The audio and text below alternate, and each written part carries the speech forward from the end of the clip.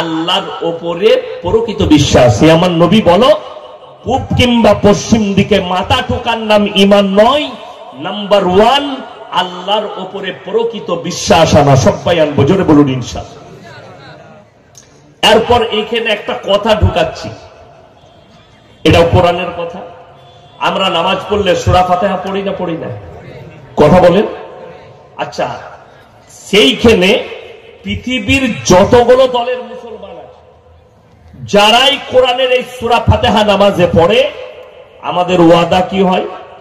ইয়্যাকা না'বুদু ওয়া ইয়্যাকা নাস্তাঈন।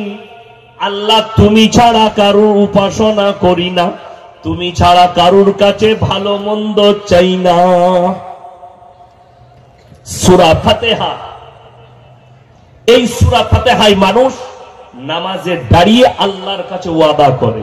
আপনি বলুন, এই ওয়াদা করার পরে কোন মুসলমান যদি আল্লাহ ছেড়ে গাছতলায় বিশ্বাস করে, কোন মুসলমান আল্লাহ ছেড়ে কবরে বিশ্বাস রাখে, আল্লাহ ছেড়ে কোন ঢিপিতে বিশ্বাস রাখে, আল্লাহ ছেড়ে কোন মাটির তৈরি ঘোড়ায় বিশ্বাস রাখে, সে আর মুসলমান থাকবে না অমুসলিম হবে?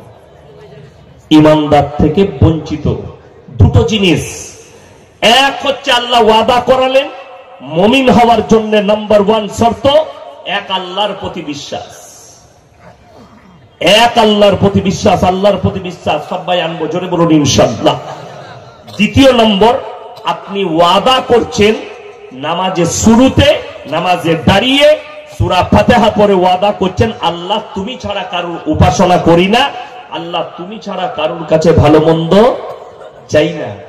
এই যে ওয়াদা, আপনি কি ওয়াদার উপরে একনিষ্ঠভাবে দাঁড়িয়ে আছেন?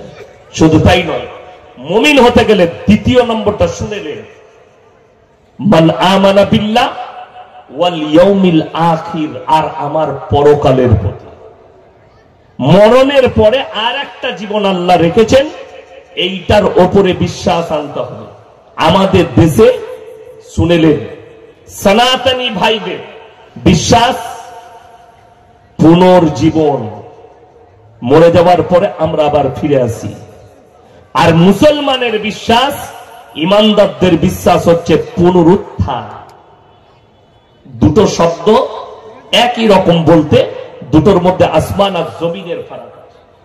আসমান আর জমিনের ফারাক। একজন বললে পুনর্জীবন, মরে যাওয়ার পরে আবার আমরা ফিরে আসব। আর আল্লাহ কোরআনে এবং রাসূল আকরাম সাল্লাল্লাহু আলাইহি সাল্লামের দ্বারা বার্তা দিলেন পুনরুত্থান।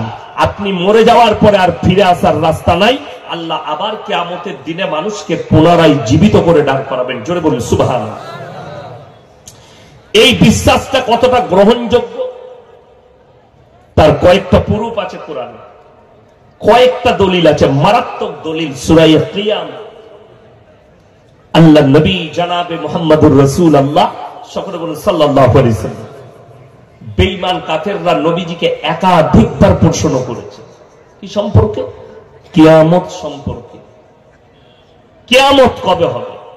যেমন আমাদের দেশের লোক দেখুন, একটা বিশ্বাসযোগ্য মানুষ যদি কোনো কথা বলে দেয়, মানুষ সেটার উপরে বিশ্বাসীতে দাঁড়িয়ে যায়। দাঁড়াই না? বিশ্বাসযোগ্য লোক, তাকে আপনি ভালোবাসেন, আপনি মহব্বত করেন। ইয়াসিনকে ভালোবাসেন, ইয়াসিন একটা ভুল কথা বলে দিল, বার্তাটা আপনার কাছে ঠিক মনে হলো। গত বছরে রমজানুল মুবারকের মাস, বাংলাদেশের একজন বক্তা রমজান মাসের 3টে রোজা না 4টা রোজা হবে, তিনি বয়ান করলেন কি, ভাইরা মায়েরা বোনেরা, 15ই রমজান শুক্রবার, 15ই রমজান জুম্মার দিন পড়েছে। আল্লাহ নবীর হাদিসে আছে মাসটা হবে রমজানের মাস, আর জুম্মার দিন 15ই রমজান পৃথিবীটা ধ্বংস হয়ে যাবে। ধ্বংস হয়েছে না আছে? কথা বলে না? আছে না ধ্বংস হয়েছে? আছে। এইখানে আপনাকে বুঝতে হবে, কোরআনকে ফলো করুন। এই মূর্খ বক্তার বলার আগে কোরআন স্টাডি করা, কোরআন হাদিসের দরকার ছিল। 5টা জিনিসকে আল্লাহ মারাত্মক ভাবে গোপন করলেন। পৃথিবীর সমস্ত নবী পয়গম্বর রসুল ওলি আউলিয়া গোস কুতুব আবদাল মৌলবি মোল্লা পীর ফকির আমি আপনি সে তিনি সকলের কাছ থেকে 5টা জিনিসকে গোপন করলেন। কটা বললাম বাবা? 5টা। কোথায় আছে? সূরায়ে লুকমান। কোন সূরা বললাম? সূরায়ে লুকমান, একবারই শেষ আয়াত। ইন্নাল্লাহা ইনদাহু ইলমুস সাআহ, কিয়ামত কবে হবে আমি আল্লাহ ছাড়া পৃথিবীর কেউ জানে না। জোরে বলুন সুবহানাল্লাহ। আল্লাহ এটা নিজে বললেন, তার দলিলও আছে। আল্লাহ নবী সাল্লাল্লাহু আলাইহি সাল্লামকে বেঈমান কাফেররা একটা মারাত্মক প্রশ্ন করেছে, ইয়াসআলু আইয়ানা ইয়াউমুল কিয়ামা। হে নবী, আপনি মানুষকে ভীত কঙ্কিত করছে, কিয়ামত সম্পর্কে বর্ণনা দিচ্ছে, একবার বলুন কিয়ামতটা কবে হবে, মানুষকে জানিয়ে দেন তারিখটা। আল্লাহর কসম, আল্লাহ এখানে উত্তর দিয়েছেন, কিন্তু তারিখটা নবীকে বলেননি। উত্তর দিয়েছেন, কি উত্তর? বর্ণনা দিয়েছেন। আপনারা জানেন চাঁদের জায়গা বিক্রি হচ্ছে, কথা বলে না? চাঁদের জায়গা বিক্রি হচ্ছে, দামি দামি আর্টিস্ট, দামি দামি কোটিপতিরা কিনছে। কেন? তাদেরকে বৈজ্ঞানিকরা টোপ দিয়েছে, নাসার বৈজ্ঞানিকরা, চাঁদের জায়গা কিনো, পৃথিবীতে ৩য় বিশ্বযুদ্ধ হলে পরমাণু যুদ্ধ হবে।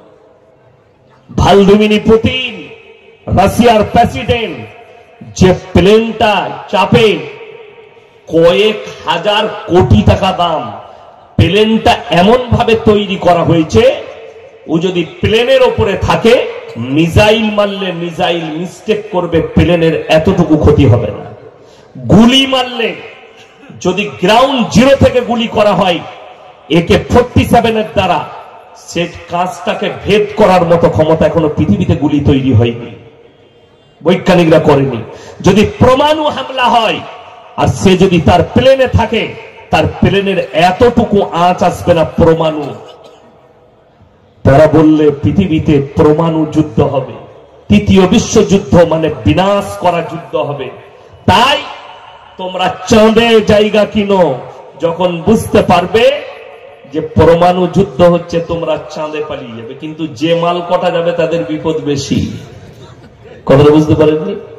আল্লাহ কোরআনে বলেছেন, হাদিসে আছে,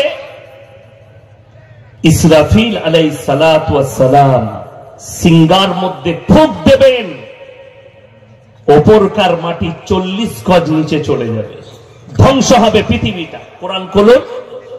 আল্লাহর নবীকে বেঈমান কাফেররা বলেছে, ইয়াসআলু আইয়ানা ইয়াউমুল কিয়ামা, হে নবী কিয়ামতটা কবে হবে বলুন।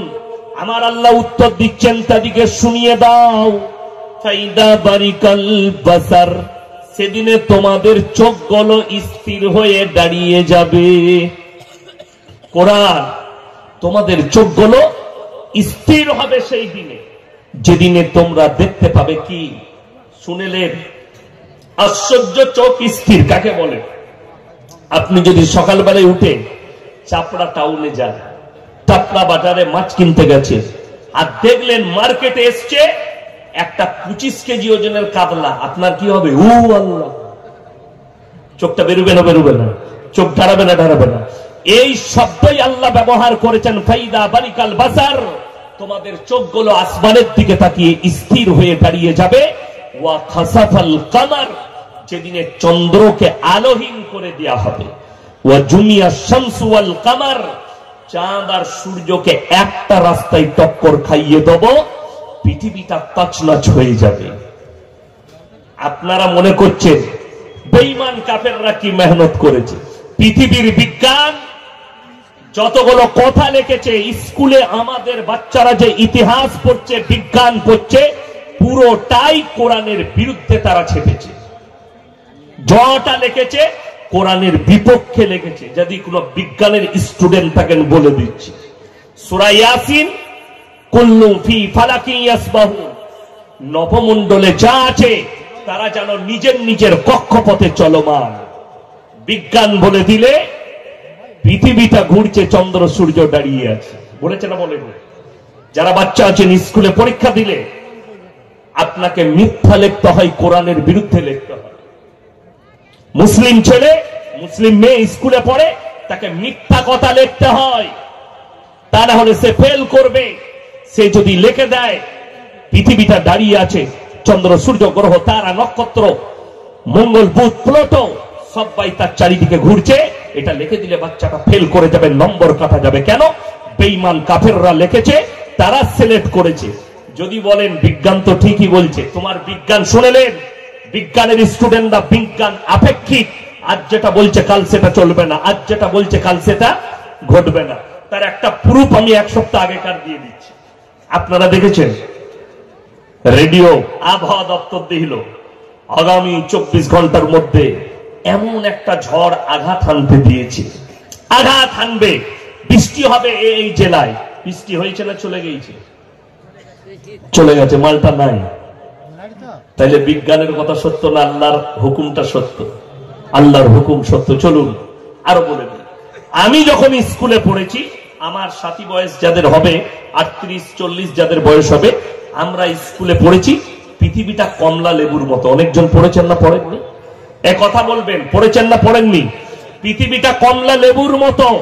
পরবর্তী বৈজ্ঞানিক এসে বললেন নট কমলা লেবু, পৃথিবীটা গোল ফুটবলের মতো। ভোট হলো বৈজ্ঞানিকদের, বৈজ্ঞানিকরা ভোটে জিতে গেল না, এদেরটাই সাকসেসফুল। এই পৃথিবীটা গোল, আপনি চলে যান, আমি মারা যেতে পারি, 10 বছর পরে কিছু বৈজ্ঞানিক বেরিয়ে বলবে, এখন বর্তমানে কিছু পৃথিবীর বৈজ্ঞানিক দাবি করছে পৃথিবীটা গোল নয়, ডিম্বাকৃতির ডিমের মতন। এদেরটা এখনো সাকসেসফুল নয়।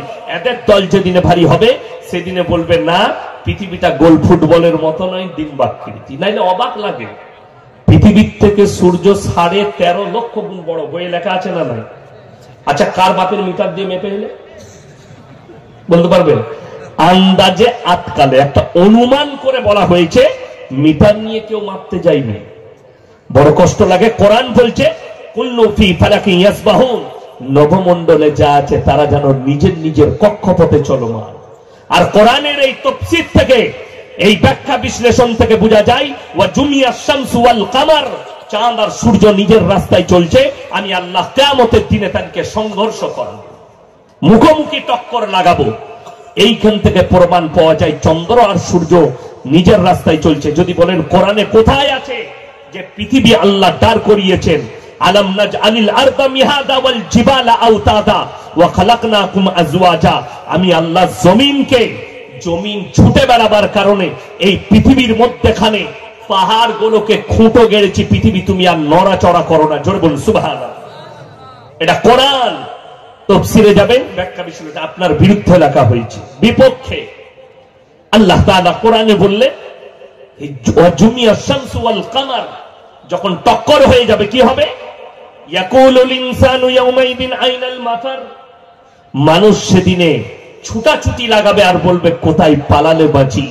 কোরআন বলছে কাল্লা লা ওয়াজার ইলা রাব্বিকা ইয়াউমাইদিনিল মুস্তাকার, মানুষ খালি পালাবার চেষ্টা করু, পালাতে পারবে না। সকলকে নিজের রবের কাছে, আল্লাহর কাছে দণ্ডায়মান হতে হবে। আল্লাহ দাঁড় করাবেন সকলকে, আর আল্লাহর সামনে সবাই দণ্ডায়মান হবে। সে নাস্তিক আর আস্তিক, বেঈমান আর কাফের, যেই থাকবে পৃথিবীর মানুষ সবাইকে আল্লাহর সামনে, ঈমানদার মুমিন বেঈমান কাফের নাস্তিক আস্তিক সকলকে আল্লাহ দাঁড় করিয়ে দিবেন কাতারে কাতারে, আল্লাহর সামনে দণ্ডায়মান হবে। কোরআনে আল্লাহ বললেন হে আমার নবী, ইদা শামসু কুব্বিরাত ওয়া ইদা নুজুমুন কাদারাত ওয়া ইদাল জিবালু সুজ্জিরাত ওয়া ইদাল ইশারু উত্তিলাত ওয়া ইদাল বিহারু সুজ্জিরাত, আমি পৃথিবীটাকে রঙিন পশমের মতো, পাহাড় আর পর্বতগুলো ধূলিকণার মতো উঠবে, সমুদ্রকে উতলে দেব, আসমান ফেটে চৈচাল্লা হয়ে যাবে। আল্লাহ এইখানেও যত জায়গায় জাহান্নাম জান্নাতের কিয়ামতের বর্ণনা করেছে।